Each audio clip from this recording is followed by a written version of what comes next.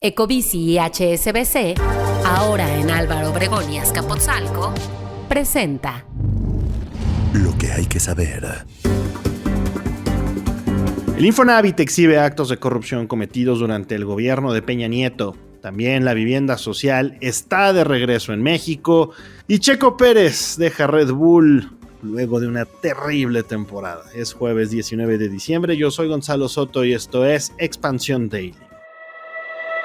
Esto es Expansión Daily. Lo que hay que saber. Lo importante del día con los editores de Expansión. Expansión Daily. Lo que hay que saber. Bienvenidos. Bienvenidos y bienvenidas a un episodio más de Expansión Daily. Suscríbanse y activen las notificaciones de este podcast para que no se pierdan ningún episodio. Hoy está conmigo Ivette Rodríguez, editora de empresas en Expansión.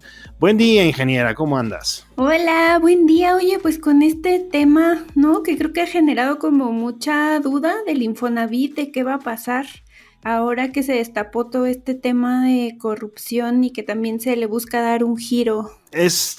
Yo lo mencionábamos recientemente en Infonavit, me parece que es una de estas instituciones que de origen tiene un objetivo tremendamente noble, que es proporcionar de una casa a los trabajadores mexicanos.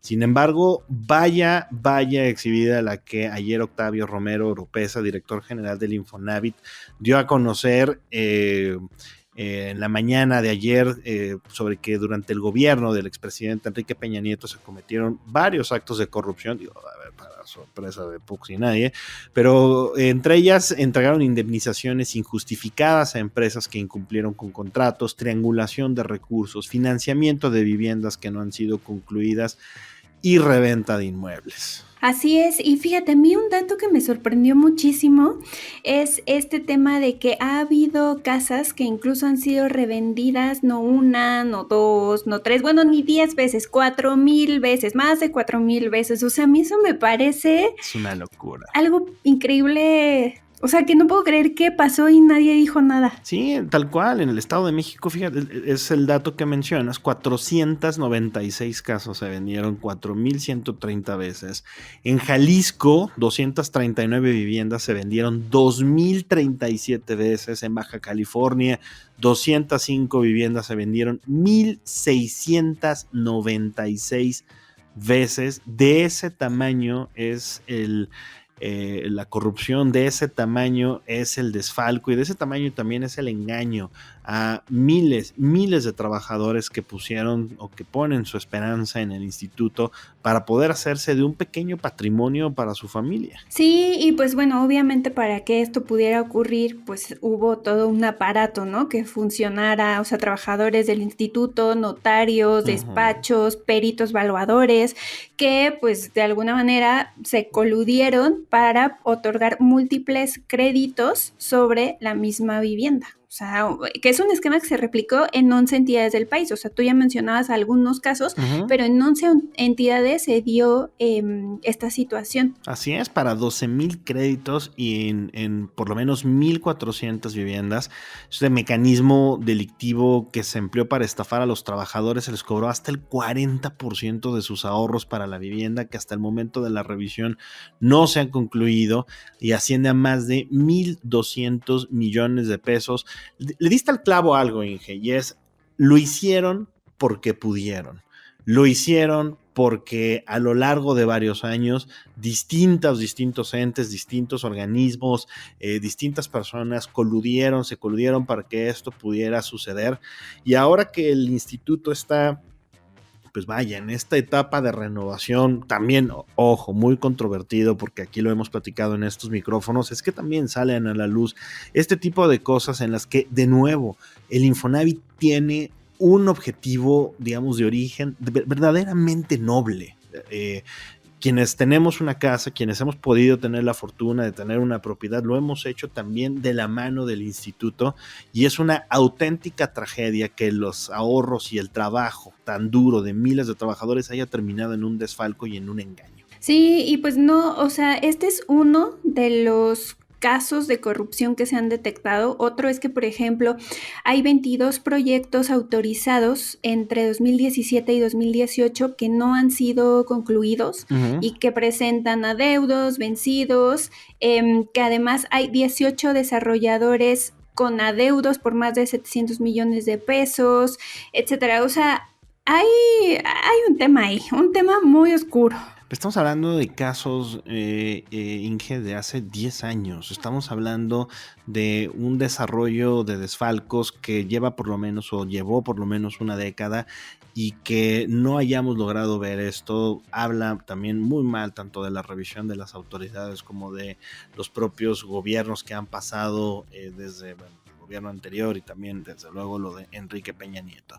Pero bueno, hablando de casas, Ivette, la vivienda social pues está de regreso en México y ya el sector constructor se prepara. Sé que suena hasta un poco anticlimático, ¿verdad? Hablar de que hay y que viene más vivienda social cuando les acabamos de mencionar todos estos desfalcos y todo este nivel de corrupción que existió en el Infonavit, pero la realidad es que el objetivo del gobierno de Claudia Sheinbaum es la construcción de 1 millón de viviendas, para las cuales pues sí va a emplear al ejército, porque el ejército hace absolutamente todo ya en este país, pero también es el caso de muchas vivienderas que observaron, ¿verdad?, desde hace tiempo la oportunidad que esto iba a representar, y ya le van a entrar de una manera mucho más asertiva a este sector. Sí, pues la Comisión Nacional de Vivienda y el Instituto del Fondo Nacional de Vivienda para los Trabajadores han planteado pues colaborar con las constructoras para poder desarrollar nuevas viviendas con enfoque social. La idea es hacer viviendas compactas de entre 50 y 60 metros cuadrados que permitan pues optimizar el uso del espacio y estén orientadas a familias pequeñas con precios promedio de entre 500,000 y 800,000 pesos, que me parece, para el precio de vivienda que vemos en la Ciudad de México, algo bastante aceptable. Es sin duda un precio mucho más asequible de los varios millones de pesos en las que están valuadas ya muchas propiedades, sobre todo en las grandes ciudades del país. También hay una realidad, son tamaños bastante reducidos, 50 y 60 metros cuadrados. No obstante, el gobierno está tratando de plantearlo como una política mucho más coordinada, porque no solamente se trata de construir, y esto lo decía Luis Alberto Moreno Gómez Monroy, quien es presidente de la Cámara Nacional de la Industria de Desarrollo y Promoción de Vivienda, es también generar condiciones para que los proyectos sean viables. Muchas constructoras se alejaron de este tipo de proyectos porque no eran o no son rentables. Y no nos hagamos tontos, las vivienderas también buscan rendimientos, al final esto es un negocio, y que se pongan las condiciones adecuadas es lo que se va será la gran diferencia con otro tipo de proyectos. Se requiere de mucha coordinación entre desarrolladores, municipios, estados para disminuir los tiempos y los costos de trámites. Sí, fíjate que yo creo que aquí el reto es la ubicación, porque justo muchos de los proyectos de vivienda social se habían ubicado en las periferias, ¿no? Como alrededor de la Ciudad de México, en donde de pronto la gente que llegaba a vivir ahí se daba cuenta que estaba a 2, incluso 3 horas de sus trabajos, y eso como que le restaba atractivo a adquirir una vivienda pues en estas zonas periféricas, ¿no? Entonces, pues claro, mucha gente decía, a ver, paso 6 horas de mi día en el tráfico, no me compensa, y trataban de regresar a la ciudad, aunque fuera en espacios mucho más pequeños, pero que estuvieran céntricos. Entonces, ahorita que mencionabas justo, y hablando de espacios pequeños, esto de los metros cuadrados, alguna vez le pregunté a un desarrollador cuál era lo óptimo, y me decía, pues mínimo 35 metros cuadrados, que a mí 35 metros cuadrados ya me parece un espacio muy pequeñito, pero él me decía, se había planteado incluso menos que eso, pero pues no, eso ya no es calidad de vida. No, totalmente. Y también es identificar el objetivo de las personas a las cuales van dirigidas estas viviendas, como ya lo mencionábamos al inicio. También se trata de ser mucho más eficientes en la construcción, de poder sí darle la oportunidad a más personas de poder tener esta vivienda, porque no significa que tengan que vivir ahí el resto de sus vidas, significa que es el inicio, puede ser el inicio de la construcción de un patrimonio que poco a poco vaya creciendo, y eso es lo ideal en un país que pretende progresar, ¿verdad? ¿Cuáles son los retos? Ya lo mencionábamos, el sector de la vivienda no necesariamente todavía está perfectamente listo, los constructores necesitan las condiciones adecuadas, y también desafortunadamente 2025 pinta como un año de ralentización económica, entonces va a ser complicado. Y hablando de 2025, una nota muy interesante de nuestra colega Dainzú Patiño apunta a que el presupuesto 2025, a ver, ya lo habíamos dicho, no alcanza para nada, bueno, para muchas cosas, pero no va a alcanzar tampoco para atraer muchas inversiones, muchas de ellas enfocadas en el llamado, todavía hay quien le dice nearshoring, ¿verdad? Pero bueno, para la atracción de inversiones extranjeras directas, varios especialistas consideran que el gasto público, sobre todo en el desarrollo de infraestructura el próximo año, será claramente insuficiente para hacer más atractivo a nuestro país. Sí, cuando hablamos de infraestructura no nada más estamos pensando en carreteras, puertos, aeropuertos, ¿no? O sea, hay infraestructura, por ejemplo, que tiene que ver con electricidad, o sea, con generación y distribución eléctrica. Hay infraestructura relacionada con gas. Hay infraestructura relacionada con telecomunicaciones, o sea, todo eso se requiere para poder sostener estas inversiones y reinversiones que han estado llegando a México. Correcto, y que además las empresas mismas lo han señalado desde hace bastante tiempo, y no nada más se trata de la cercanía con Estados Unidos, no nada más se trata del cambio geopolítico, se trata también de generar aquí las condiciones adecuadas para poder producir más y mejor. Tú lo conoces muy bien en el sector automotriz, cuando se crearon las cadenas de producción adecuadas para poder desarrollar el sector, pues tuvimos un boom. Ahora queremos tener un crecimiento adicional, se necesita de infraestructura extra para poder desarrollar de mejor manera este sector. A ver, la inversión física en 2025 representa 2.3% del PIB, que es menor al 2.7% que se prevé para el cierre de este año, y de hecho la Organización para la Cooperación y el Desarrollo Económicos, la OCDE, menciona que la proporción ideal de la inversión en infraestructura respecto del Producto Interno Bruto es de no menos del 5%, es decir, no estamos en 2025, no estaremos en 2025 ni a la mitad de lo que recomienda este organismo internacional. De hecho, va a haber un recorte de más de 11% en lo que se va a invertir en infraestructura relacionada con combustibles, carreteras e hidráulica. Más o menos ese recorte equivale a más de 110 mil millones de pesos. Entonces, pues como dices, no nada más no vamos a estar al nivel de lo recomendado, sino que incluso se va a recortar frente a lo que se entregó este año. Sí, y mira, cuando uno le pone lupa al plan de inversión de gobierno, se observa que junto al anuncio de las grandes obras de trenes de pasajeros, la inversión en transporte por carretera cae 27 mil millones de pesos frente a lo aprobado para 2024. Sí, la presidenta ya lo había dicho desde la campaña, hay una prioridad para el transporte ferroviario, pero Ivette, tú y yo lo sabemos muy bien, la gran mayoría de la mercancía en este país se sigue moviendo por camión, por transporte en carretera. Entonces, perder, digamos, una inversión importante ahí significa que el deterioro va a continuar, sumado a todos los problemas de inseguridad que también ya sabemos. Hay fuertes recortes en obras de infraestructuras para hidrocarburos, también lo decías perfectamente bien. En un país que pretende tener un mayor impulso industrial, necesitas energía y no la estamos desarrollando. Es decir, no pinta bien esta parte, y sobre todo parece ser que las prioridades están puestas en otro lado. Pero bueno, mi querida Eve, tú eres especialista en automóviles. ¿Eres especialista también en automovilismo? Pues fíjate que parecería que sí, o sea, que sería lo lógico.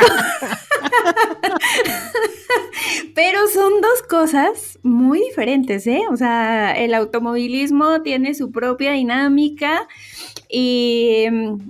O sea, a ver, conozco. Ahora sí que para contar el chisme de lo que vamos a hablar, sí que traigo, le sé. Ya si nos ponemos muy técnicos, ahí sí como que a lo mejor me faltan... Perdónenos a ambos, prometemos que para este tema vamos a invitar después a algún periodista muy especializado, ya lo tenemos en la mira, ya nuestra productora nos amenazó que debemos tener tarde o temprano aquí a este colega que luego les contaremos quién es, pero la cosa aquí es que la noticia fue posiblemente la del día, o la más comentada entre los amantes del deporte y también entre los que no le saben tanto al tema del automovilismo, y es Checo Pérez deja Red Bull. Se veía venir, se especulaba, se presentía, todavía no sabíamos qué iba a suceder, teníamos la esperanza que la lana que Padrino Slim ha puesto, ¿verdad?, en la Fórmula 1 pudiera mantener por ahí vivo el asiento de Checo Pérez en Red Bull. La cosa es que se puso final a 4 años de Checo Pérez en esta escudería con la que tantas emociones tuvimos. La verdad es que eso sí hay que reconocérselo al Checo. Sí, y pues ya veníamos escuchando algunos rumores e insinuaciones del propio jefe del equipo, Christian Horner, sobre la salida de Checo de la escudería. Nada confirmado hasta ahora, que finalmente pues Checo en un mensaje que publicó en sus redes sociales pues ya confirmó su salida.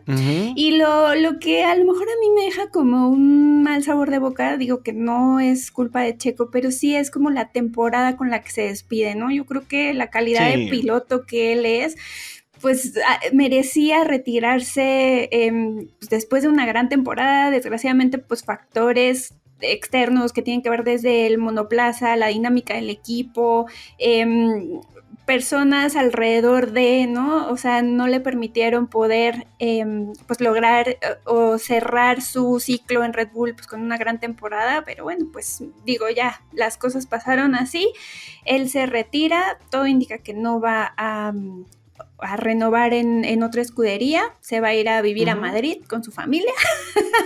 Y pues, que tampoco está mal. Tampoco es mal plan. Tampoco es mal plan, la verdad es que tampoco es mal plan. Como bien dices, a ver, poco o nada que reprocharle a Checo Pérez en estos momentos. Es verdad, quedó a deber, sobre todo en los grandes premios de México. Siempre se tuvo la esperanza de que en algún momento Checo Pérez ganara el Gran Premio de México, donde la euforia, ¿verdad?, por el automovilismo creció de manera significativa, sobre todo a raíz de sus victorias, primero en Force India, después en Red Bull. Me parece que la temporada pasada era cuando más posibilidades tenía, incluso compitió durante por ahí de 5 o 6 fechas con Max Verstappen, su compañero de equipo, para lograr el campeonato. Logró un subcampeonato que representa la mejor posición que ha obtenido un piloto mexicano en la historia del automovilismo. Yo sí me puedo quedar con un gran momento de Checo, no sé si tú lo recuerdas, Ivette, es en aquella carrera final nocturna, me parece que fue en alguna de esas carreras en Oriente Medio, en la que manejando como así, se llenó del espíritu microbusero, ¿verdad?, mexicano, y dándole unos cerrones maravillosos y evitando que Lewis Hamilton de Mercedes pudiera rebasarlo, consiguió que reducir el tiempo de distancia que había entre Lewis Hamilton y Max Verstappen. Verstappen logra, después de estas grandes maniobras de Checo Pérez, ponerse al tiro con Lewis Hamilton y termina como campeón Verstappen después de este gran ejercicio, ¿verdad?, de Checo Pérez, de esta gran demostración de lo que hace un coequipero en la Fórmula 1. De verdad, yo recuerdo muchísimo, de verdad, esa noche muy emocionante. Era una mañana de domingo aquí en México, en donde de verdad veías los cerrones y cómo en la curva no lo dejaba pasar, así se llenaba, ¿verdad?, uno de espíritu de taxista de la Ciudad de México, de Guadalajara. Fue un gran momento, sin duda. Pero bueno, hablando de otro tema deportivo importante, pues al Pachuca no le alcanzó a los chavillos del Pachuca a ganarle a un muy poderoso Real Madrid, un Real Madrid que sin duda mostró pues ni siquiera el 100% de su fútbol y le metió 3-0 a este Pachuca, que a mí me gusta por la calidad de jóvenes que tiene, sin duda, siempre ha sido una gran academia del fútbol mexicano, pero pues en estos torneos se necesita mucho más. Sí, y mira que no ha sido particularmente un buen año para el Real Madrid, Sí, ¿no? O sea, aunque curiosamente no va tan mal en la tabla de posiciones de la Liga Española. No empezó bien esa temporada, luego en la Champions pues también ha perdido algunos partidos, que ahora como cambiaron las reglas pues eso no significa que ya no pueda seguir compitiendo. Yo ya no entiendo la Champions. Yo creo que nadie... Nadie entiende la Champions hoy en día, pero bueno, efectivamente no va tan bien. No va tan bien, pero bueno, al final pues jugó este torneo que ya tenía algunos años de no haberse realizado, me parece que 3 años de no realizarse, la Copa Intercontinental, y bueno, el Real Madrid, como había sido campeón de la Champions del año pasado, pues tuvo pase directo a la Copa. Y, ¿cuál 3 años? 20 años que no se jugaba la Copa Intercontinental. Y bueno, o sea, se retoma, pasa el Real Madrid, tiene este partido contra el Pachuca, que además había llegado porque había vencido a algunos equipos, por ejemplo, venció al Botafogo en su debut y también venció a el campeón de África, ahí sí, yo tengo tema con pronunciar los nombres de estos equipos, Al-Ahly. Y así fue como llegó a esta final con el Real Madrid, pero bueno, pues después de 3 goles, uno de Rodrigo, otro de Mbappé y de Vinicius Junior, pues quedó como subcampeón. No alcanzó, pero bueno, vámonos ya con la última nota porque dentro de todo, no todo está perdido. Aunque a veces parezca, no todo está perdido. Y una nota muy interesante que llegó, nos trajiste más bien tú, mi querida ingeniera, días después de los rumores de más, de que las inversiones, etcétera. Bueno, resulta que Stellantis mantiene su proyecto de inversión en México pese a los posibles aranceles de Donald Trump. ¡Qué valiente Carlos Quesada, el CEO de Stellantis! Sí, bueno, al final, a ver, ellos tienen 2 plantas en México, una en Toluca y otra en Saltillo. En Saltillo producen pickups y vanes y en Toluca producen modelos de Jeep, ¿no? Por ejemplo, el Compass, que yo creo que pues varios ubicarán, lo hacen ahí, pero recientemente han estado reinvirtiendo.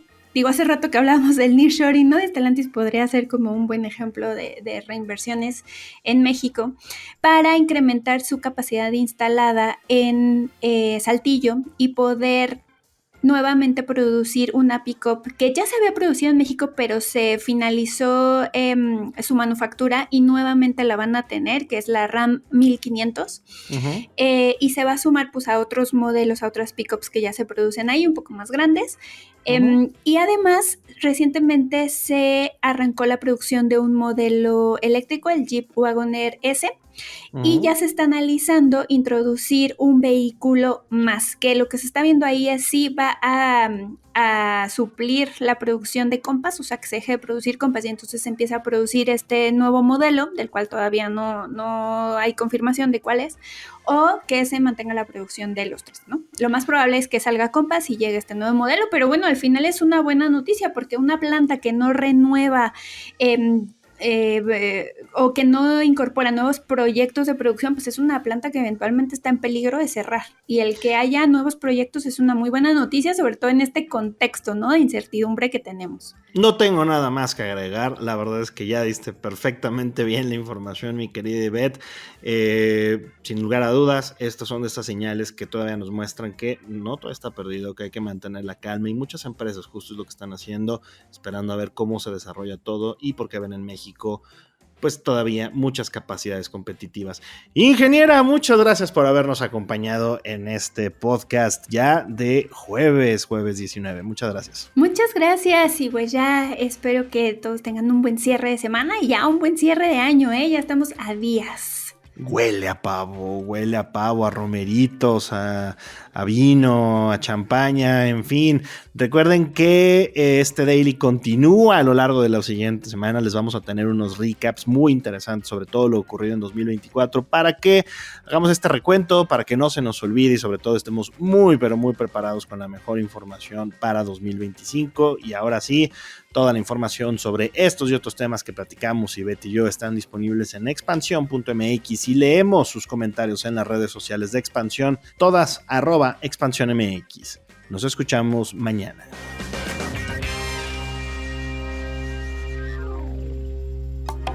Expansión Daily. Escucha un nuevo episodio lunes a viernes a partir de las 6 de la mañana. Expansión Daily es un podcast de Expansión. Este episodio llega a ti gracias a rss.com, el podcasting hecho simple. Ecobici y HSBC, ahora en Álvaro Obregón y Azcapotzalco, presentó